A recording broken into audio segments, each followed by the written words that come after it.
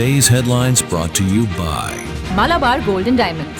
സമൂഹ മാധ്യമങ്ങളിലൂടെ അന്യന്റെ സ്വകാര്യ ദുഃഖങ്ങളെ പാർവതീകരിച്ച് കാണിക്കുന്ന ആത്കാരമായ പ്രവണത ഇന്ന് വർദ്ധിച്ചു വരുന്നു. ഇത് ദുർവ്യാപകമായ ദോഷകര പ്രത്യാഘാതങ്ങൾ സൃഷ്ടിക്കുന്നു. അനേകരുടെ വിലപ്പെട്ട ജീവിതം തന്നെ ഇല്ലാതാക്കുന്ന അവസ്ഥയിലേക്ക് ഈ പ്രവണത എത്തിച്ചേർന്നിരിക്കുന്നു. ഇതിന് ഏക പരിഹാര മാർഗം സഹോദരന്റെ സ്വകാര്യ ദുഃഖങ്ങളെ രഹസ്യമായി സൂക്ഷിക്കുന്നതിനുള്ള ആർജവം നാം ഓരോരുത്തരും സ്വയത്തമാക്കുക എന്നതാണെന്ന് മാർത്തോമ സഭയുടെ പരമാധ്യക്ഷൻ റൈറ്റ് റവറൻഡ് ഡോക്ടർ തിയോഡോഷ്യസ് മെത്രാപ്പൊലീത്ത ഉദ്ബോധിപ്പിച്ചു.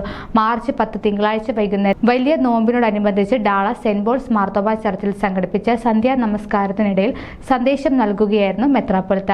അപൂർണമായ മനുഷ്യനെ പൂർണ്ണതയിലേക്ക് നയിക്കുന്നതിനാണ് യേശുക്രിസ്തു മനുഷ്യാവതാരമെടുത്ത് ഭൂമിയിൽ ജാതനായതും 3.5 വർഷത്തെ പരസ്യ ശുശ്രൂഷയ്ക്ക് ശേഷം ക്രൂശ് മരണത്തിന് ഏൽപ്പിച്ചു കൊടുത്തതും 3-ാം നാൾ മരണത്തെ കീഴ്പ്പെടുത്തി ഉയർത്തെഴുന്നേറ്റ് സ്വർഗത്തിലേക്ക് കരകയറിയതുമെന്നും തിരുവചനം നമ്മെ പഠിപ്പിക്കുന്നു. This news reels brought to you by Malabar Gold and Diamonds.